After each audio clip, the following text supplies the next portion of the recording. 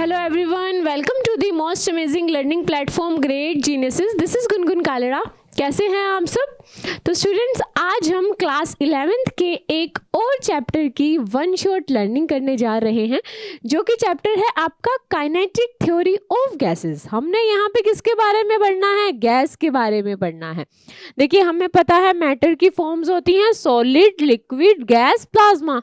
But हम यहाँ पे गैस के बारे में पढ़ेंगे, गैसेस के बारे में स्टडी करेंगे. क्यों?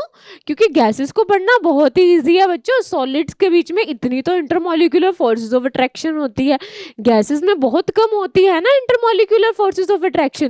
तो हम क्या है, गैसेस के बारे में स्टडी करेंगे. काइनेटिक का मतलब क्या है? गैसेस के मोशन, गैस मॉलिक्यूल के मोशन के बारे में पढ़ना है. थ्योरी, उसके एनर्जी के बारे में पढ़ना है. टेम्परेचर के साथ जो गैस मॉलिक्यूल्स है उसकी एनर्जी में क्या चेंज आता है, ये सब हम आज के चैप्टर में क्या है डिस्कस करेंगे. ठीक है स्टूडेंट्स, तो देखिए, सबसे पहले तो भाई बात करते हैं सॉलिड, लिक्विड और गैस की. सॉलिड क्या होता है बच्चों?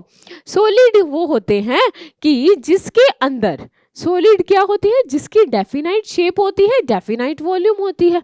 यही होती है मैटर की एक स्टेट है, डेफिनेट शेप, डेफिनेट वॉल्यूम. इसके अंदर इंटरमॉलिक्यूलर फोर्सेस ऑफ अट्रैक्शन बहुत ज्यादा स्ट्रॉन्ग होती हैं. मॉलिक्यूल्स आपस में साथ बैठे होते हैं, नहीं जाना नहीं जाना करके. लिक्विड में थोड़ी सी वीक होती है इंटरमॉलिक्यूलर फोर्सेस ऑफ अट्रैक्शन, और गैसेस में मॉलिक्यूल्स भाई फ्री होते हैं, मूव करते रहते हैं, है ना. आजाद पंछी होते हैं गैसेस में, तो मॉलिक्यूल्स कभी किधर move quickly in all direction. लेकिन सॉलिड में क्या है, इतने कसे हुए होते हैं, सिर्फ वाइब्रेट ही कर पाते हैं, है ना. अब गैसेस में मॉलिक्यूल्स इतने इजीली मूव कर रहे हैं, तो हमें चैप्टर बनाया काइनेटिक थ्योरी. तो सॉलिड की क्यों बनाते, है ना, क्योंकि वो तो वाइब्रेट कर रहे हैं.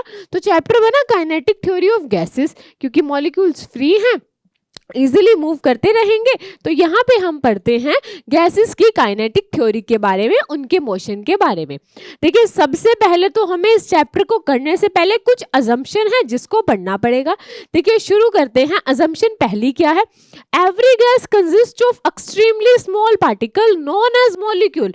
हर गैस के अंदर स्मॉल पार्टिकल्स होंगे, जिनको हम क्या कहेंगे? मॉलिक्यूल्स कहेंगे. ठीक है. The molecules of given gas are all identical but different from those of other gas. एक गैस के मॉलिक्यूल आइडेंटिकल होंगे, लेकिन वो दूसरी गैस से डिफर करेंगे. अब मान लीजिए O2 है, ऑक्सीजन गैस के मॉलिक्यूल्स तो भाई एक जैसे ही होंगे ना, लेकिन वो मान लीजिए हीलियम गैस है, उससे क्या करेंगे? डिफर करेंगे. ये तो है इसकी पहली असम्पशन. दूसरी असम्पशन क्या है? Molecule of gas are identical, spherical, rigid and perfectly elastic. Points are rigid होंगे, ठीक है, स्फेरिकल इन शेप होंगे, और पॉइंट मास होंगे. पॉइंट मास कहने का मतलब है कि क्या होगा बच्चों, इनके बीच में जो डिस्टेंस होगा ना, वो ज्यादा होगा एज कंपेयर टू इनके साइज से. ठीक है. और क्या है? The molecular size is negligible in comparison to intermolecular distance. उनका साइज बहुत कम होगा, उनकी इंटरमॉलिक्यूलर डिस्टेंस को अगर हम देखें, उससे उनका साइज बहुत कम होगा. The speed of gas molecules lies between 0 and infinity. ये जो गैस मॉलिक्यूल्स हैं, ये जो भाग रहे हैं, फ्री हैं, इनकी स्पीड 0 से इंफिनिटी के बीच में लाई करेगी. The distance covered by molecules between two successive collisions is known as free path.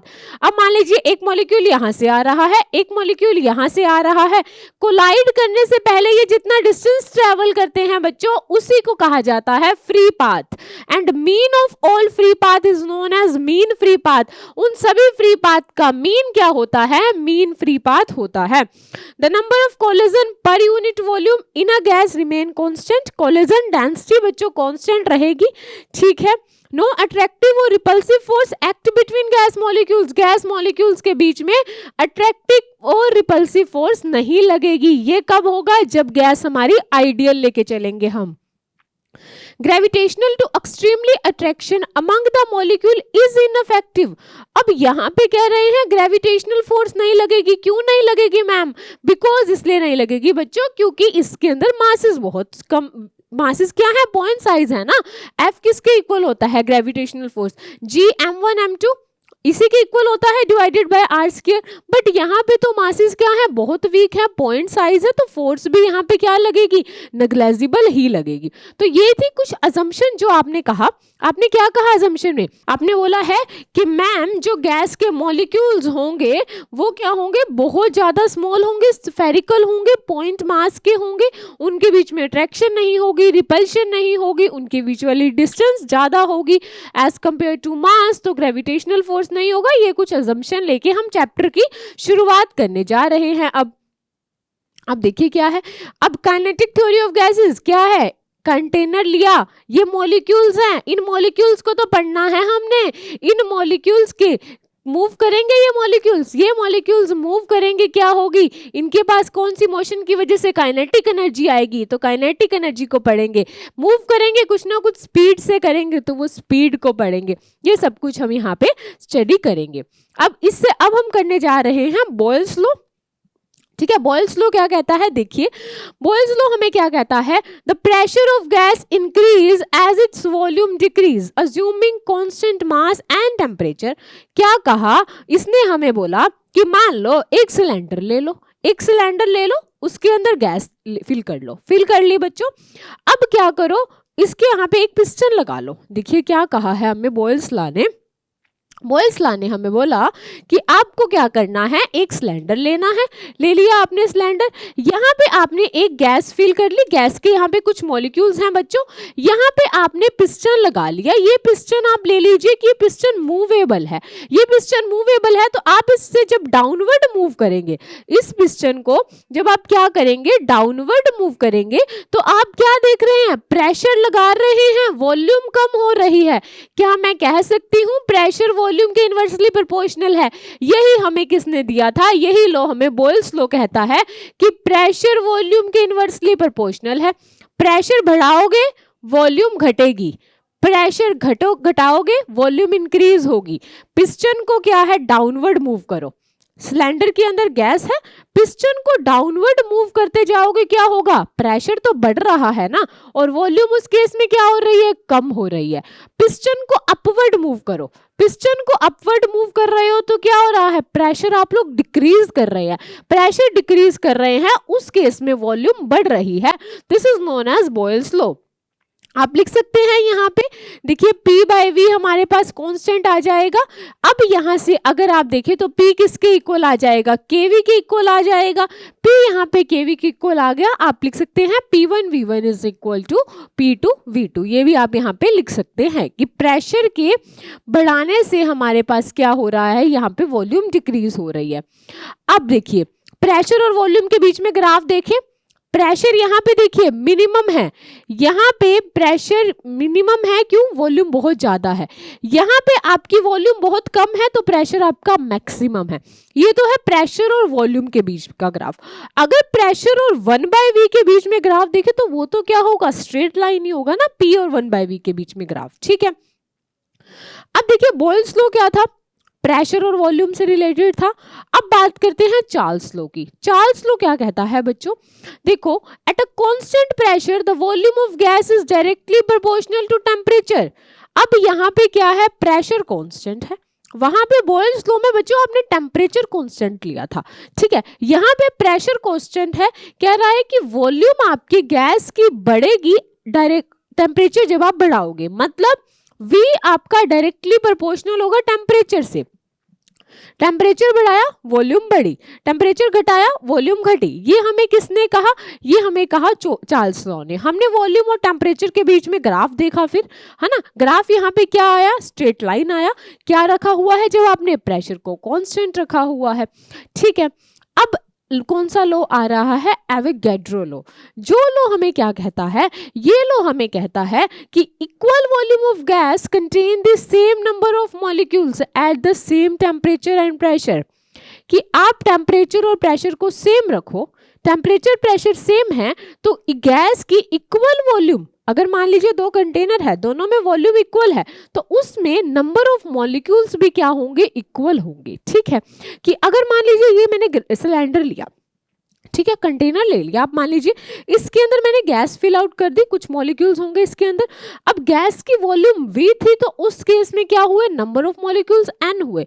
But फिर मैंने क्या किया, इसकी वॉल्यूम डबल कर दी, वॉल्यूम डबल कर दी, तो मैंने कहा कि उसमें क्या होंगे, नंबर ऑफ मॉलिक्यूल्स भी क्या हो जाएंगे, डबल हो जाएंगे। ठीक है, अब देखो आपने क्या क्या देखा, बॉयल्स लॉ आपने देखा, चार्ल्स लॉ देखा, एवोगैड्रो लॉ देखा। बॉयल्स लॉ ने क्या कहा बच्चों कि वॉल्यूम तो भाई प्रेशर के इनवर्सली प्रोपोर्शनल है, या प्रेशर वॉल्यूम के इनवर्सली प्रोपोर्शनल है, यही कहा बॉयल्स लॉ ने। और चार्ल्स लॉ ने क्या कहा कि भाई वॉल्यूम टेम्परेचर के डायरेक्टली प्रोपोर्शनल है। एवोगैड्रो लॉ ने क्या कहा, वॉल्यूम नंबर ऑफ मोल्स के डायरेक्टली प्रोपोर्शनल है। क्या हम इन तीनों को ज्वाइन कर सकते हैं? अगर हम इन तीनों को ज्वाइन करते हैं तो क्या होगा, V डायरेक्टली प्रोपोर्शनल होगा N के, T के, और इनवर्सली प्रोपोर्शनल होगा P के, है ना। अब यहाँ से देखिए, मैं प्रोपोर्शनैलिटी का जब साइन हटाती हूँ और एक कांस्टेंट R लगाती हूँ, तो ये मेरे पास क्या बन गया, PV is equal to nRT which is an ideal gas equation. ये हमारे पास क्या है, गैस की आइडियल इक्वेशन बन चुकी है। अब आइडियल गैस क्या है मैम, रियल गैस क्या है, इसके बारे में हम अच्छे से डिस्कस करेंगे। देखिए ये तो हो गया PV is equal to nRT, हमारे पास आइडियल गैस लो, जिसके अंदर P क्या होगा, प्रेशर होगा गैस का, V क्या होगी बच्चों, वॉल्यूम होगी, N क्या होंगे, नंबर ऑफ मोल्स होंगे, R हमारे पास क्या है, आइडियल गैस कांस्टेंट रहेगा, T आपका क्या रहेगा, टेम्परेचर रहेगा। ठीक है, ये हमारे पास आइडियल गैस है। अब कुछ आइडियल गैस तो आपने बॉयल्स, चार्ल्स, एवोगैड्रो लॉ से मिलके मैम बना ली, बट आइडियल गैस की कैरेक्टरिस्टिक्स भी तो हमें पता होनी चाहिए ना कि इसकी क्या कैरेक्टरिस्टिक्स हैं। तो देखिए क्या है, ideal gas particle are so small that the volume of individual particle is essentially zero in comparison to overall volume of the gas। वो कह रहा है कि जो आइडियल गैस आप लेके चल रहे हैं ना, उसमें जो पार्टिकल्स है ना वो पॉइंट मास है, उनकी जो वॉल्यूम है ना वो ओवरऑल वॉल्यूम से देखे ना तो बहुत ही स्मॉल है। देखिए पार्टिकल्स इतने स्मॉल है कि volume of individual particle is essentially zero ही होगी as compare to overall volume. Ideal gases exhibit neither attraction nor repulsion between their particles and collision between particles are elastic. मतलब क्या होगा कि आइडियल गैस के जो पार्टिकल्स हैं, ideal gas लिया है उसके अंदर मॉलिक्यूल्स हैं, उनके बीच में क्या होगी, उनके बीच में कोई भी अट्रैक्शन और रिपल्शन नहीं होगी, अट्रैक्शन और रिपल्शन नहीं होगी, और उनका जो कोलिजन होगा ना वो इलास्टिक होगा। ठीक है, ये हमने देख लिया है। अब भाई रियल गैस कैसे डिफर करती है आइडियल गैस से और क्यों डिफर करती है देखते हैं।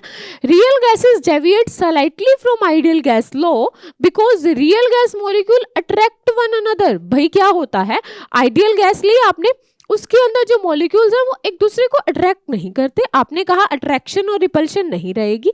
लेकिन क्या होगा बच्चों, रियल गैस में क्या होता है, मॉलिक्यूल्स अट्रैक्ट करते हैं। ठीक है, और रियल गैस के मॉलिक्यूल्स फाइनाइट वॉल्यूम भी ऑक्यूपाई करेंगे। आइडियल गैस में फाइनाइट वॉल्यूम ऑक्यूपाई नहीं हो रही थी, रियल गैस में फाइनाइट वॉल्यूम भी ऑक्यूपाई कर रहे हैं। आइडियल गैस की इक्वेशन क्या थी, PV is equal to nRT। Real gas की इक्वेशन देखिए क्या आ रही है, इसमें कांस्टेंट आ गए हैं A and B which is van der Waals constant. मतलब देखिए सोचने वाली बात है, क्या हो रहा है, ये हो रहा है कि रियल गैस है, एक तरफ मैंने ली रियल गैस, एक तरफ मैंने ली आइडियल गैस। मैं कह रही हूँ, देखिए मैं क्या कह रही हूँ आप लोगों को कि ये जो रियल गैस है और ये जो आइडियल गैस है, इसमें क्या है, रियल गैस में तो भाई जो पार्टिकल्स हैं ना, जो मॉलिक्यूल्स हैं ना, उनके बीच में अट्रैक्शन लग रही है, अट्रैक्शन भी लग रही है, रिपल्शन भी लग रही है। आइडियल गैस के अंदर जो पार्टिकल्स हैं उनके बीच में अट्रैक्शन रिपल्शन नहीं है। और ये वाले जो पार्टिकल्स हैं ना, ये क्या है, इनका साइज क्या हम मान के चलते हैं, 0 मान के चलते हैं इन पार्टिकल्स का। ठीक है, और इनका हम क्या कहते हैं कि भाई ये कुछ ना कुछ फाइनाइट वॉल्यूम क्या करते हैं, कवर करते हैं। तो देखिए इसके लिए इक्वेशन थी PV is equal to nRT, but इसके लिए इक्वेशन क्या आ गई, आइडियल गैस के लिए ये इक्वेशन आ गई। अब आइडियल, कोई चीज आइडियल हो सकती है, रियल में तो कोई परफेक्ट नहीं है, ना आप ना मैं, कोई भी नहीं है ना। अब क्या होगा कि क्या ऐसा पॉसिबल है कि रियल गैस हमारी आइडियल की तरह बिहेव करे, क्या फर्क है आइडियल और रियल में, है ना। ये क्वेश्चंस आ रहे हैं माइंड में बार बार, आइडियल में क्या ऐसा है कि रियल जैसा वो बिहेव नहीं कर रही है, रियल में क्या ऐसा है कि वो आइडियल जैसा बिहेव नहीं कर रही। तो हम देखते हैं कि कब आइडियल रियल जैसा बिहेव करेगी। देखिए, आइडियल गैस की कंडीशन क्या होगी, जब आप टेम्परेचर हाई रखेंगे एंड प्रेशर लो रखेंगे। जब टेम्परेचर हाई रखेंगे, प्रेशर लो रखेंगे, मॉलिक्यूल्स क्या हैं, ये देखिए कितने दूर दूर हैं, इनके बीच में क्या इंटरमॉलिक्यूलर फोर्सेस ऑफ अट्रैक्शन है, नहीं है मैम, ठीक है। अब इनके देखिए डिस्टेंस इतना ज्यादा है तो इनका साइज भी हम क्या मान के चल सकते हैं, नेग्लिजिबल मान के चल सकते हैं।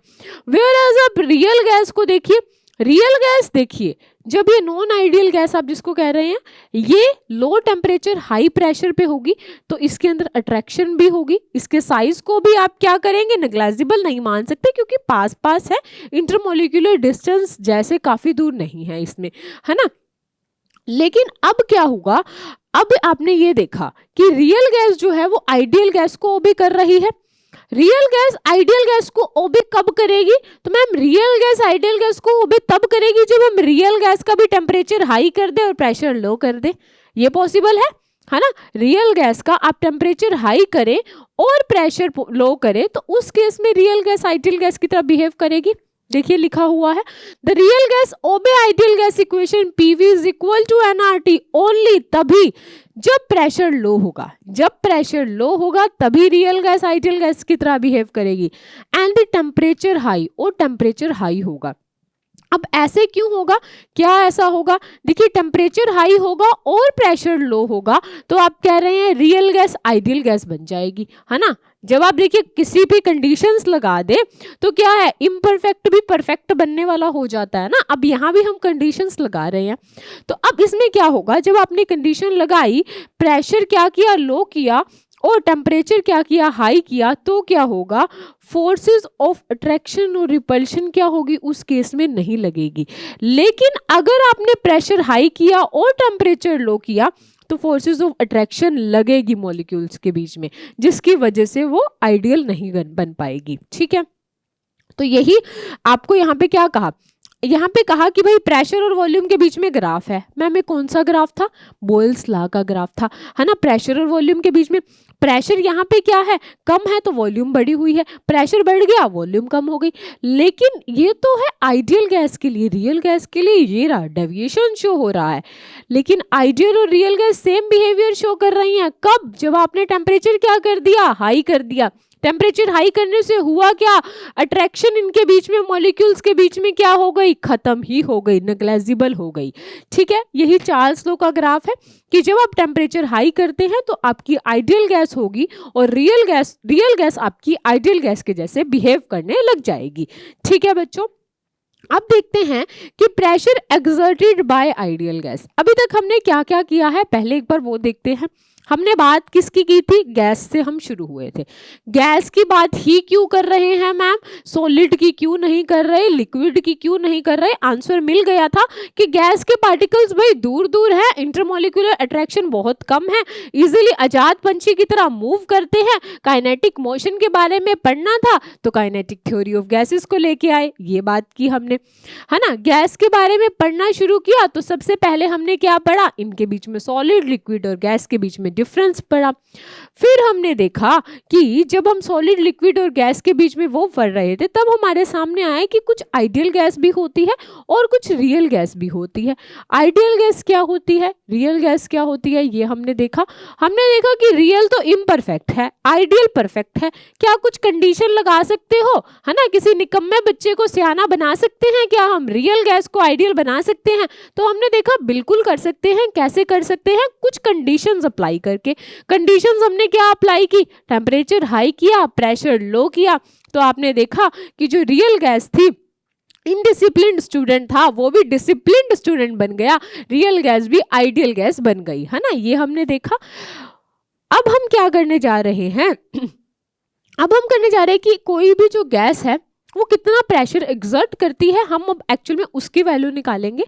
सबसे पहले हमने क्या कहा कि consider and ideal gas enclosed in a cube of side L. एक आइडियल गैस ली बच्चों आपने, वो क्या है, एक क्यूब ले लिया जिसकी लेंथ एल है, उस क्यूब में वो आपने गैस ले ली है। लेट द कोऑर्डिनेट एक्सिस आपने ले लिए एक्स वाई और जेड आपने कोऑर्डिनेट्स ले लिए हैं। As according to kinetic theory the collision is perfectly elastic. यहाँ पे कोलिजन क्या होगा, परफेक्टली इलास्टिक होगा। कोलिजन परफेक्टली इलास्टिक होगा। देखिए बच्चों, अगर आप क्या है इन टॉपिक्स की डिटेल्ड स्टडी करना चाहते हैं तो आपको क्या करना है, आपको अभी कहाँ जाना है, हम प्ले स्टोर में जाना है, हमारी ऐप ग्रेट जीनियसेस को डाउनलोड करना है। वहाँ आपको ऐसे ही कंप्लीट चैप्टर्स की क्या है 1-to-1 टॉपिक की डिटेल स्टडी देखने को मिल जाएगी, वहाँ से आप कर सकते हैं। देखिए अभी आपकी क्या है, गैस मूव कर रही है ना, गैस आपने सिलेंडर के अंदर रखा, गैस के अंदर मॉलिक्यूल्स हैं वो मूव कर रहे हैं रैंडम डायरेक्शन में, कोई इधर घूम रहा है।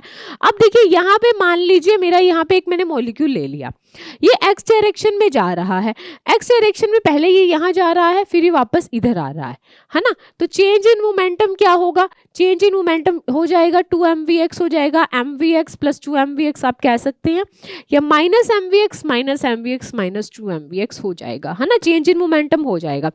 अब मोमेंटम हमारे पास 2mvx आ गया और हमें पता है टोटल नंबर ऑफ मॉलिक्यूल्स हमारे पास कैसे निकलेंगे। देखिए अगर मैं आपको कहूं नंबर ऑफ मॉलिक्यूल्स, जो आपके नंबर ऑफ मॉलिक्यूल्स निकालने हैं, आपके पास n नंबर डेंसिटी है, n मान लीजिए नंबर डेंसिटी है बच्चों, तो n नंबर डेंसिटी क्या हो जाएगा, नंबर ऑफ मॉलिक्यूल्स पर यूनिट वॉल्यूम, है ना। नंबर डेंसिटी क्या हो जाएगा, number of molecules, number density हमारे पास हो जाएगा नंबर ऑफ मॉलिक्यूल्स पर यूनिट वॉल्यूम, यही हो जाएगा।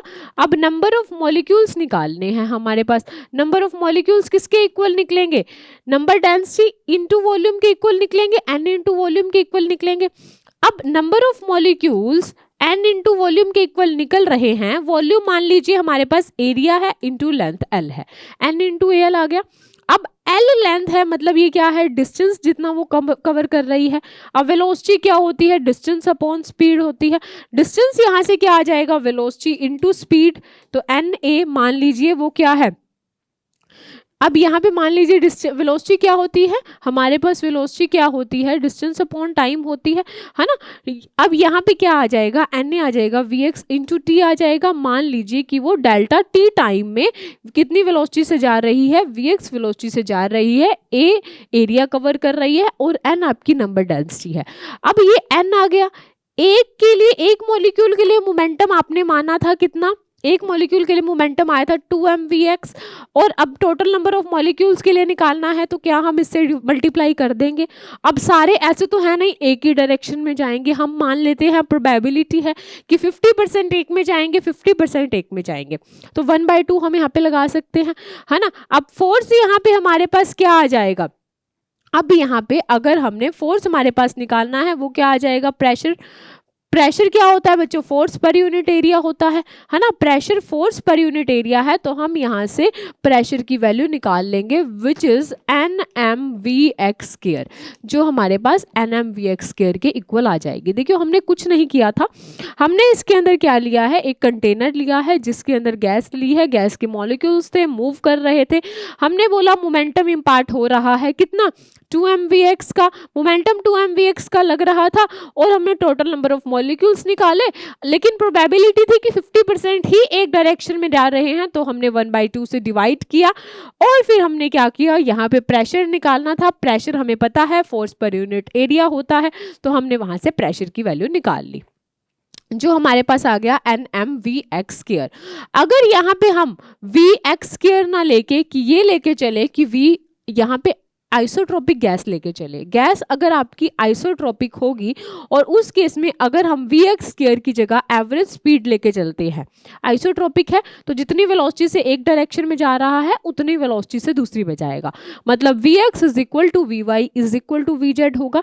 तो यहाँ से हमारे पास vx² की वैल्यू क्या आ जाएगी, 1/3 vx² plus vy² plus vz² = 1/3 v बार का स्क्वायर, है ना। आप यहाँ पे vx² की वैल्यू निकाल सकते हैं और इस वैल्यू को यहाँ पे क्या कर सकते हैं, पुट कर सकते हैं।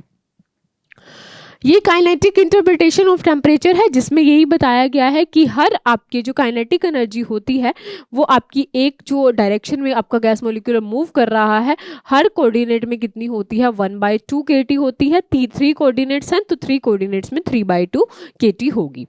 Law of equipartition of energy क्या कहता है? ये कहता है कि अगर आपका कोई गैस पार्टिकल मूव कर रहा है तो हर कोऑर्डिनेट में उसमें कितनी एनर्जी एसोसिएट होगी with each degree of freedom, 1/2 kT होगी। ठीक है, each molecular energy associated with each degree of freedom is 1/2 kT। के बोल्ट्जमैन होगा, बोल्ट्जमैन कांस्टेंट होगा, और टी यहाँ पे टेम्परेचर होगा। ये हमने बातें कर ली, प्रेशर कितना आ रहा था, काइनेटिक एनर्जी कितनी थी। अगर मान लीजिए एक गैस का मॉलिक्यूल है वो मूव कर रहा है तो हर डिग्री ऑफ फ्रीडम में वो कितनी एनर्जी एसोसिएट कर रहा था, 1/2 kT कर रहा था। But ma'am degree of freedom क्या होता है? तो यहाँ से हमारा मेन टॉपिक शुरू होने जा रहा है, which is degree of freedom. जो क्या है देखिए, the degree of freedom for a dynamic system is number of direction in which it can move freely or number of coordinates required to describe completely the position and configuration of system। कि एक system को describe करने के लिए आपको जितने coordinates की जरूरत होती है वही उसके क्या होते हैं, डिग्री ऑफ फ्रीडम होते हैं। ठीक है, या आप ऐसे बोल सकते हैं कि एक सिस्टम का डिग्री ऑफ फ्रीडम क्या होगा कि जितने कोऑर्डिनेट्स में वो फ्रीली मूव कर सकता है। ठीक है, इसको आप डिनोट करते हैं एन से। कई बुक्स में आपको इसमें एफ से भी डिनोट किया हुआ दिखेगा। एन किसके इक्वल आ जाएगा, 3a - r के इक्वल आ जाएगा। इसमें ए क्या है, नंबर ऑफ पार्टिकल्स कितने हैं, आर नंबर ऑफ रिलेशंस की उसने कितने इंडिपेंडेंट उसके रिलेशंस है। मतलब देखिए इसमें क्या होगा, n is equal to 3a - r है ना, या आप इसको f is equal to 3n - r भी लिख सकते हैं। तो अब यहाँ पे a आपकी क्या है कि कितने नंबर ऑफ पार्टिकल्स हैं और r के कितने रिलेशन बन रहे हैं। For example mono atomic gas है। अब मोनो एटमिक गैस के लिए डिग्री ऑफ फ्रीडम 3 आया, क्यों आया? देखिए मोनो एटमिक गैस के लिए डिग्री ऑफ फ्रीडम 3 कैसे आया? मोनो एटमिक गैस बच्चों क्या होगा, इसमें कितने पार्टिकल होंगे, कितने एटम होगा, 1 नहीं होगा, है ना। तो मोनो एटमिक गैस के लिए अगर हम देखें n is equal to 3a - r, a इस बार कितना होगा, 1 होगा। क्या ये किसी के साथ रिलेशन बना सकता है? एक ही पार्टिकल है, नहीं बना सकता ना, तो रिलेशन 0। तो इसमें वैल्यू कितनी आ जाएगी, n की वैल्यू 3 आ जाएगी। डाई एटमिक के लिए देखिए, मान लीजिए H2 ही ले लीजिए, H2 ले लेते हैं अगर हम, तो n किसके इक्वल होगा, 3a - r के इक्वल होगा। इसमें जो हमारे पास कितने हैं टोटल नंबर ऑफ पार्टिकल्स, 2 हैं, 2 टोटल नंबर ऑफ पार्टिकल्स हैं। अब रिलेशन कितना बन सकता है, एक ही बन सकता है ना, H और H के बीच में देखिए एक ही रिलेशन बन सकता है ना। तो यहाँ पे क्या हो जाएगा, रिलेशन कितना बन रहा है, 1, तो डिग्री ऑफ फ्रीडम कितने हो गए, 5 हो गए।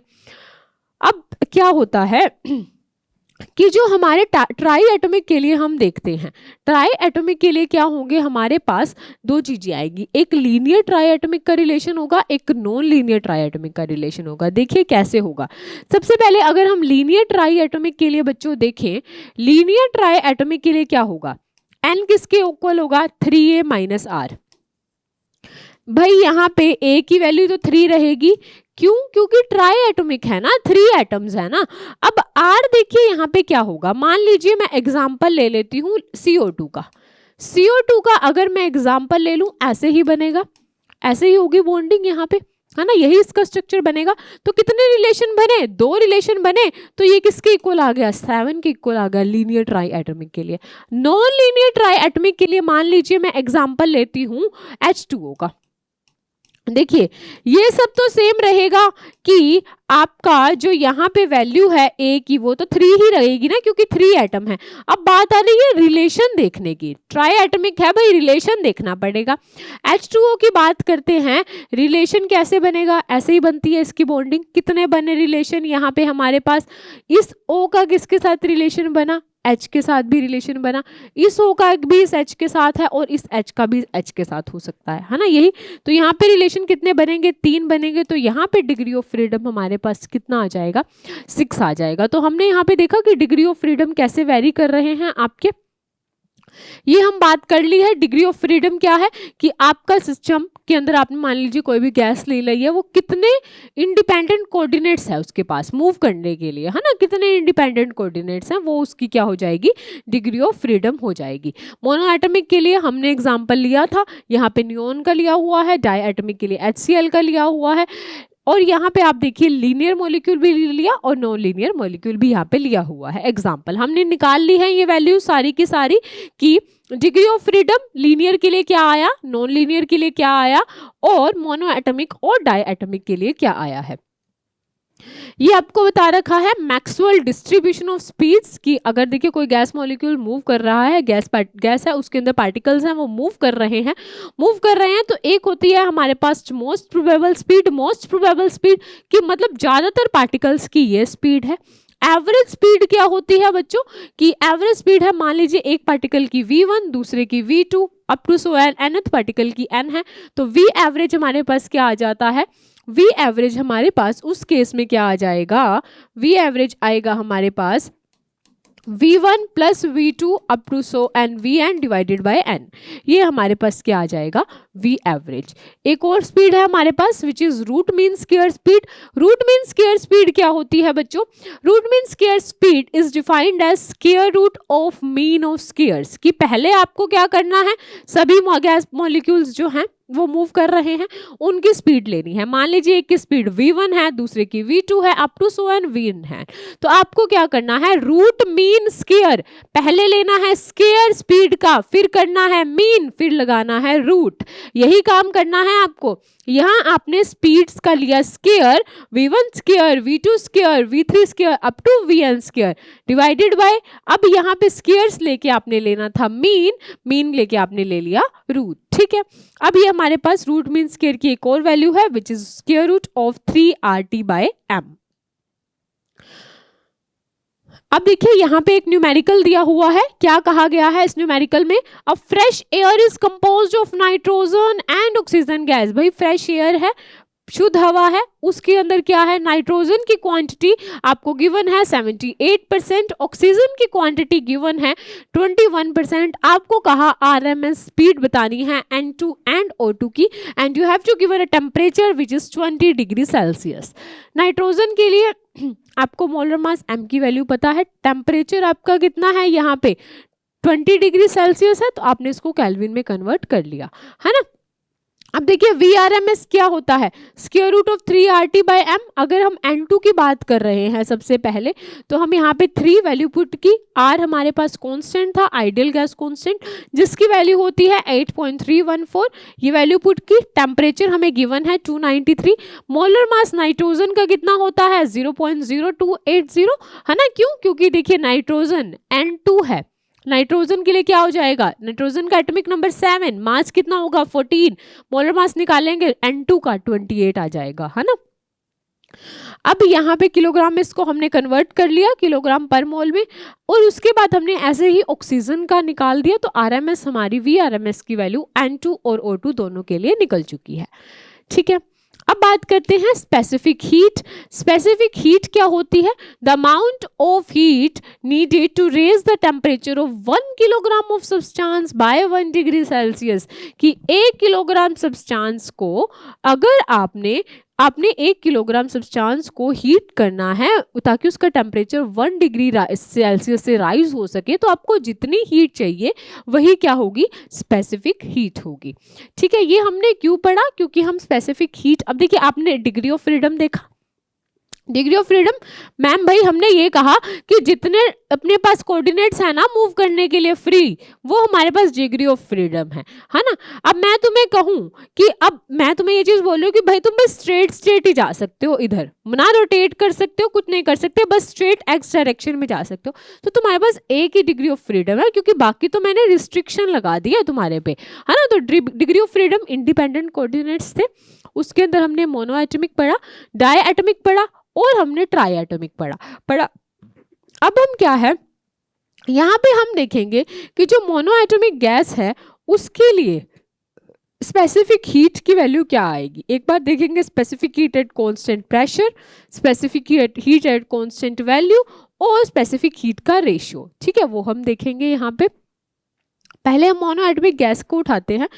मोनो एटॉमिक गैस के लिए अगर हम बात करें, देखिए सीवी क्या होगी, specific heat at constant volume which is GU/dt होती है। अब देखिए D/dt मोनो एटॉमिक के लिए अगर मैं बात करूं, देखिए मोनो एटॉमिक के लिए मैंने क्या कहा था, मोनो एटॉमिक गैस की अगर मैं बात करूं तो वो किसके इक्वल आ रही थी, डिग्री ऑफ फ्रीडम वहां पे n is equal to 3a minus r. A इधर कितना था, 1 था, minus relation 0 3। Law of equipartition of energy किया था कि भाई ईच डिग्री ऑफ फ्रीडम में कितनी एसोसिएटेड थी 1/2 kT। तो अब 3 डिग्री ऑफ फ्रीडम है तो कितनी हो जाएगी 3/2 kT। 3/2 kT एनर्जी एसोसिएट होगी, है ना। अब यहाँ पे देखिए हमारे पास 3/2 n kT, अगर हम n नंबर ऑफ पार्टिकल्स के लिए कर रहे हैं तो 3/2 RT हमारे पास आ जाएगा। अब मैंने को पता है CV किसके इक्वल होता है, DU/dt के इक्वल होता है। मैंने क्या किया, 3/2 RT का मैं डेरिवेटिव कर सकती हूँ, है ना। 3/2 RT का डेरिवेटिव करूंगी, किसके इक्वल आएगा बच्चों, CV आ जाएगा 3/2 R के इक्वल, यही होगा। अब मैंने एक मेयर्स रिलेशन पढ़ा है जो कि क्या कहता है कि CP minus CV is equal to R, यही होगा। तो CP किसके इक्वल आ जाएगा, R plus CV which is R plus 3/2 R which is 5/2 R। CP 5/2 R के इक्वल आ गया। गामा क्या है, CP और CV का रेशियो, तो 5/2 R डिवाइडेड बाय 3/2 R, यहाँ पे 5/3 हमारे पास गामा की क्या आ गई, वैल्यू आ गई। ऐसे ही अगर हम डाई एटॉमिक के लिए चेक करते हैं, डाई एटॉमिक के लिए क्या होगा बच्चों, डाई एटॉमिक के लिए अगर हम देखें तो यहाँ पे क्या होना चाहिए, देखिए डाई एटॉमिक के लिए अगर हम करके देखें तो क्या होगा, diatomic gas, diatomic gas का एग्जाम्पल क्या लेंगे, मान लीजिए HCl ले लेते हैं, H2 ले लेते हैं, O2 ले लेते हैं, बहुत सारे एग्जाम्पल हैं डाई एटॉमिक के, तो है ना। अब यहाँ पे डिग्री ऑफ फ्रीडम निकालो, पहले तो n होता है 3a minus R which is equal to a। कितने हैं एटम्स, 2, रिलेशंस कितना बनता है, एक ही बनता है ना हर बार, तो ये कितने आ गए 5। अब ईच डिग्री ऑफ फ्रीडम में एनर्जी एसोसिएट थी 1/2 kT, तो यहाँ पे कितनी होगी, यहाँ पे होगी 5/2 kT। U कितना आ गया 5/2 kT, है ना। तो यहाँ पे अगर आप इसको, ठीक है, n नंबर ऑफ मोल्स के लिए देखेंगे तो 5/2 RT आ जाएगा। अब CV क्या होता है, DU/dt होता है। CV DU/dt होगा तो D/dt आपको क्या करना है, यहाँ पे डेरिवेटिव करना है 5/2 RT का which is equal to 5/2 R। CV किसके इक्वल आ जाएगा, 5/2 R के इक्वल आ गया। अब हमें पता है CP माइनस CV किसके इक्वल होता है, R के, तो CP किसके इक्वल हो गया, R प्लस CV के इक्वल। अब यहाँ पे CV क्या है हमारे पास 5/2 R which is 7/2 R। CP की वैल्यू आ गई। गामा निकालना है, गामा किसके इक्वल हो जाएगा हमारे पास, CP/CV which is equal to 7/2 R divided by हमारे पास क्या हो जाएगा 5/2 R। तो ये हमारे पास वैल्यू क्या आ जाएगी, 7/5 के इक्वल आ जाएगी।